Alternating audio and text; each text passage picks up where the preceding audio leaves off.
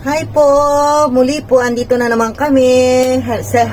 Hello po sa mga masugid namin mga taga-subaybay. Ayan, matagal-tagal din po na kami hindi nakakapag-upload ng mga videos. Gawa nga po ng sobrang kabisihan sa panahon ngayon. The same time, ito po is masyadong masasakitin. Kaya napakahirap po talagang kumuha ng timing, no? At ayun nga po, katulad ng mga nakakaraang videos namin is nahirapan nga po akong maghanap. Binitawan na siya actually nung nag-aalaga sa kanya, at nahirapan po ako sa paghahanap ng bago mag-aalaga. Nakakita naman po ako, ang problema ngayon is siya po is sobrang nahihirapang mag-adjust.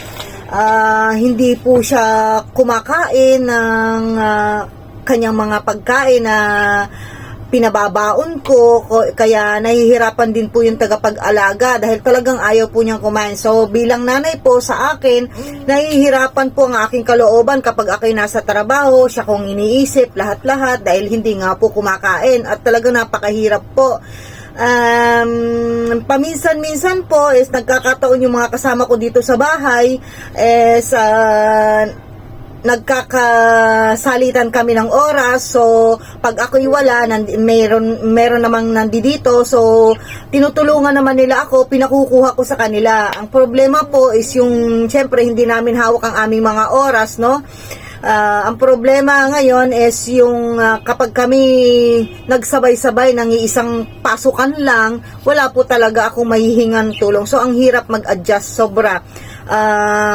Bukod po sa akin, siya po ang pinakamahirap. Siya ang talagang nahihirapan dahil talaga pong ayaw kumain. So hindi ko alam kung ano ang problema, which is yung mga pagkain dinadala na ko naman sa kanya at ginagawa is yun naman ang normal na kinakain niya talaga.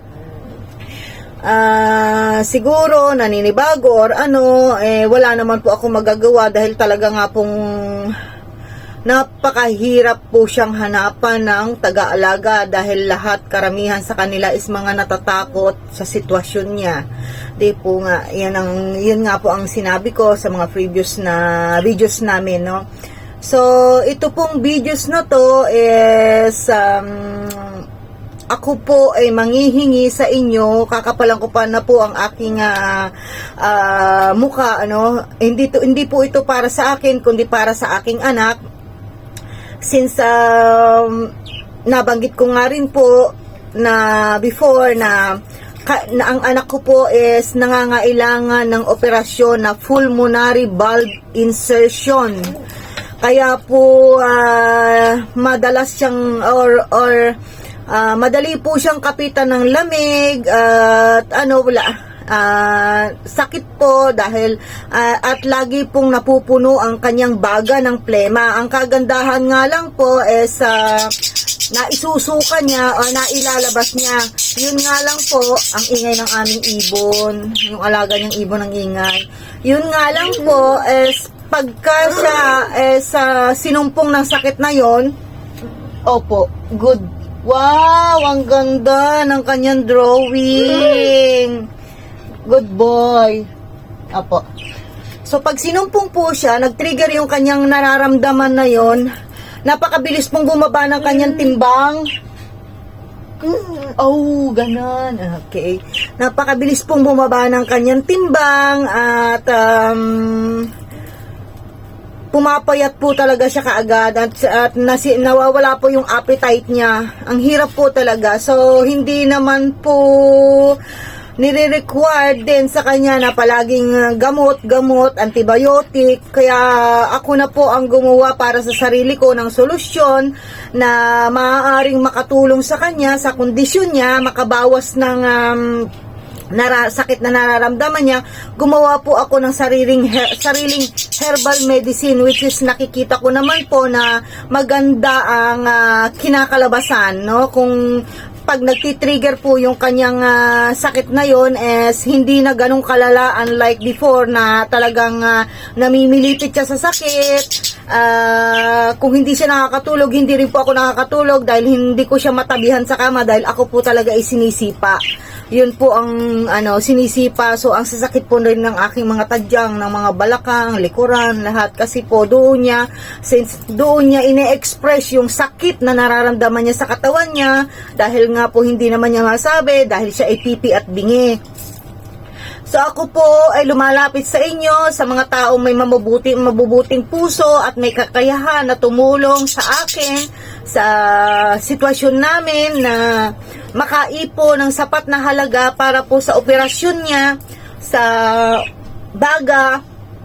Is napakalaking pasasalamat ko na po. Ano man pong tulong yon, maliit man po, tatanggapin po namin, dahil pag yun po ay naipon is malaki na rin, no? Habang hinihintay po namin yung kanyang operasyon na actually gusto ko po sana as magkaroon ng second opinion na kung kami is makakauwi sa Pilipinas, mapapatingnan ko doon. Nagtanong na po kami, yung anak ko po is pinatanong ko na sa Pilipinas kung available ba yung operasyon na kakailanganin niya, dahil ang sabi po ng doktor dito is baka hindi naman daw available sa Pilipinas yung operasyon na yon, at kung just in case uuwi kami ng Pilipinas is ang nearest lang daw po na bansang pwedeng puntahan namin is Thailand. So wala po akong milyon or pera na po pwede kong iigasto sa anak ko para lang po mapa-opera sa ibang bansa. So dito naman po hindi ko pa alam kung bakit hindi nila maisagawa yon, kasi po alam nyo, minsan po kasi sa totoo lang hindi naman po kami nagiging priority. Siyempre mas inuuna, dahil hindi naman po tayo taga rito, mas inuuna po nila yung mga taga rito, dahil siyempre ang dami din pong cases, no? So hindi ko po alam ngayon, since nahihirapan po talaga ako na as a single parent po, nahihirapan po akong pagsabayin ang trabaho at pag-aalaga sa kanya. Although may nag-aalaga naman po, napakahirap po talaga, sobra. Yun nga po, gusto ko magkaroon ng second opinion, at kung magagawa naman po sa Pilipinas yung kanyang operasyon, why not doon na lang po, at the same time ako na po mismo ang mag-aalaga sa kanya. Yun nga lang po is hindi ko pa nga po alam kung available. Pero nagpatanong naman po ako sa anak ko, and then sumagot naman po yung contact niyang doktora, na last year po is 2 case na po ang nasagawa sa Pilipinas sa operasyon na kakailangan niya, yung pulmonary valve insertion. So 2 na raw po ang nagawa last year. Hindi ko lang po alam sa mga previous pa ko na years kung kung marami pang mga nagawa na. At ang sabi nga po ng anak ko is mas maganda kung mapapakita namin mismo dun sa doktor sa Philippine Heart Center yung anak ko, para malaman nila kung ano at papaano at kung magkano po ang gagastusin para sa kanyang operasyon. Kaya ako po'y humihingi ng tulong sa inyo, sino man po ang may kakayahang tumulong, mag-reach out lang po kayo dito sa aming channel na lang po, kasi para iwas po tayo sa mga, alam nyo na, mga mapanloko, no? So hindi po ako magbibigay ng mga details dyan na kung ano man ang gusto nyo itulong sa akin, kung saan ilalagay or ano. Mas maganda po siguro yung direct contact na lang po, ganon ang mas magandang mangyari, no? At the same time po, sa mga wala naman pong kakayahang tumulong, ang hinihiling ko na lang po sa inyo na maitutulong nyo sa akin is yung pagsubaybay nyo sa aming video, sa aming channel, panonood, at wag po kayong mag-i-skip ng ads. Yun lang po is napakalaking tulong na ninyo, dahil lahat po ng aming kikitain dito is iniipon namin para po sa kanya, sa mga pangangailangan niya. Although nandito po ako is hindi naman po ganoon kalaki ang aming kinikita, at napakahirap po talagang mag-ipon, dahil alam niyo naman, ang buhay sobrang hirap. At ito po is ito pong video na to at paghingi ko ng tulong sa inyo is na pagdesisyonan ko gawa ng ako po talaga ay nahihiya. Ako po ay nahihiya kaya po nagsisimikap ako na pasukin tong social media. Ito nga pong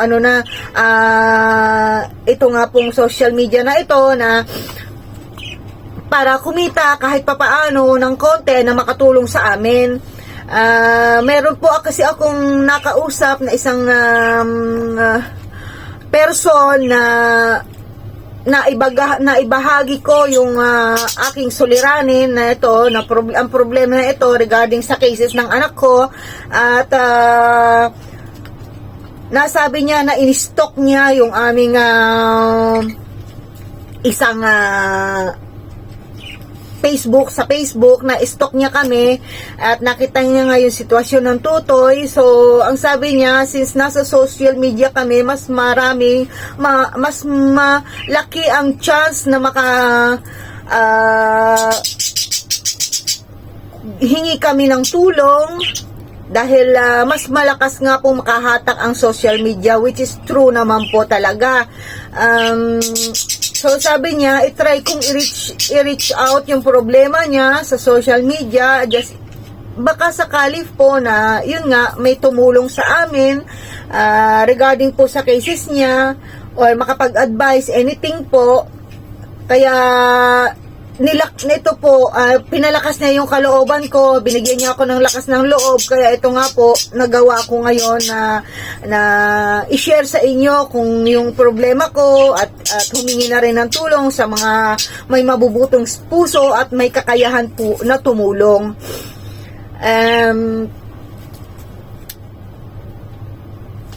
Hindi ko po alam kung ano pang sasabihin ko, pero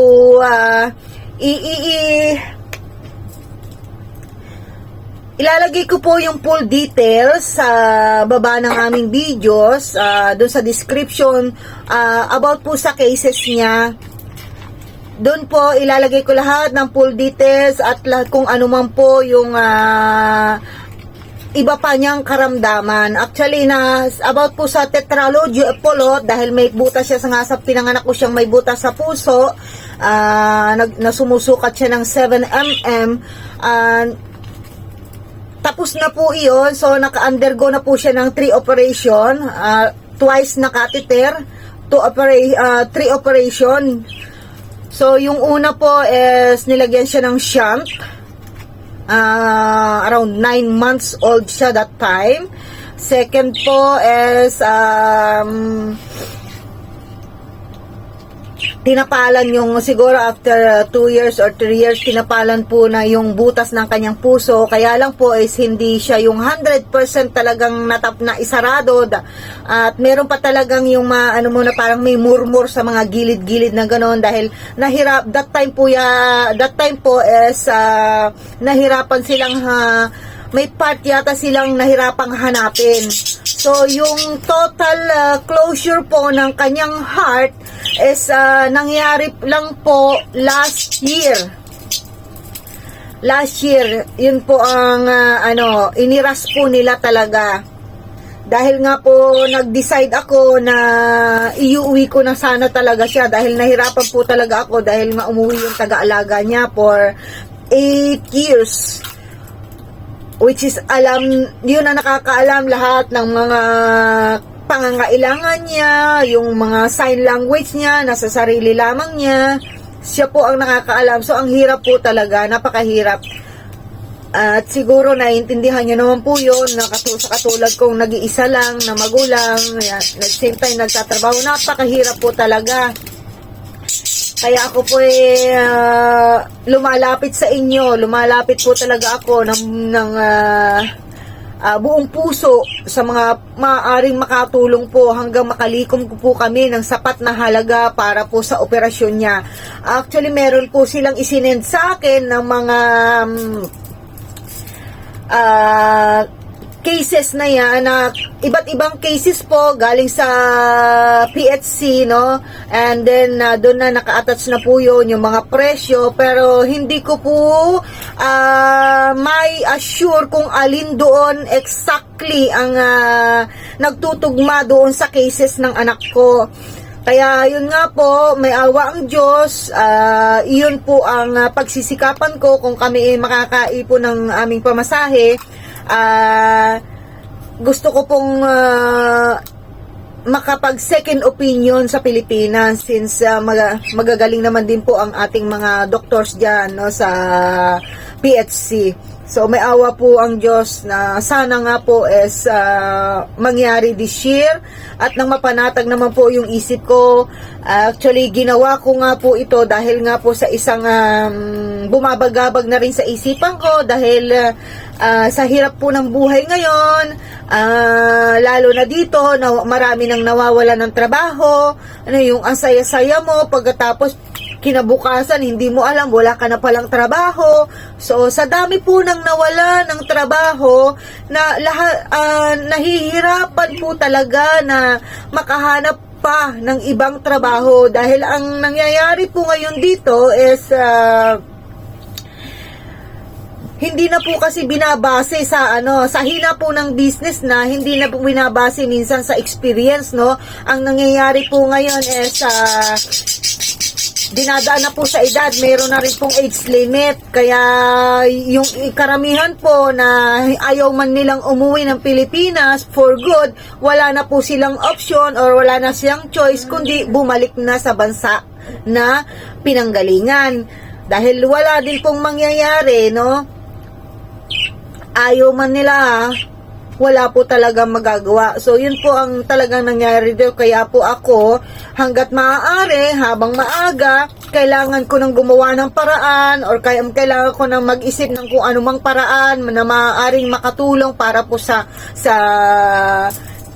kinabukasan ng anak ko, para po sa ikahahaba ng buhay niya, para po sa kanyang kinabukasan. Kaya kinakapalan ko na po yung hiya ko, yung mukha ko na lumapit sa inyo, na pakibahagi na rin po sa mga tao na alam ninyo na po pwedeng tumulong sa amin. At anything po na tulong is tatanggapin namin para po sa anak ko. Ma-secure ko lang po na magiging okay siya. Masaya na po ako at magpapasalamat ako. Wala pa man po, nagpapasalamat na ako ng lubos-lubos sa inyo sa magagawa ninyong tulong sa akin.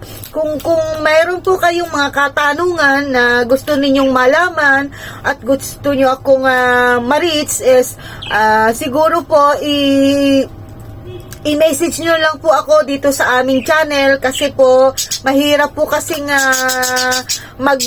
magbigay ng anumang mga contact details or something na mga account or whatever dyan dahil alam nyo naman po umiiwas din po tayo sa mga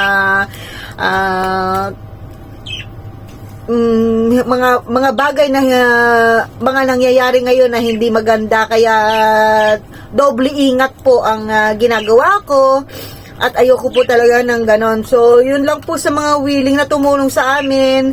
Please reach out nyo lang po ang aking channel, mag-message lang po kayo diyan. Lagi naman po akong nakatutok at tinitignan yung mga message na pumapasok sa aking sa aming channel. Yun lamang po at maraming salamat. Hopefully po na matulungan ninyo ako sa aming problema regarding po sa cases ng anak ko. As I said po, i-mention ko po sa baba ng aming channel yung full details regarding po sa kanyang cases para po may idea po kayo kung ano pa po yung mga bagay-bagay na pinagdadaanan niya.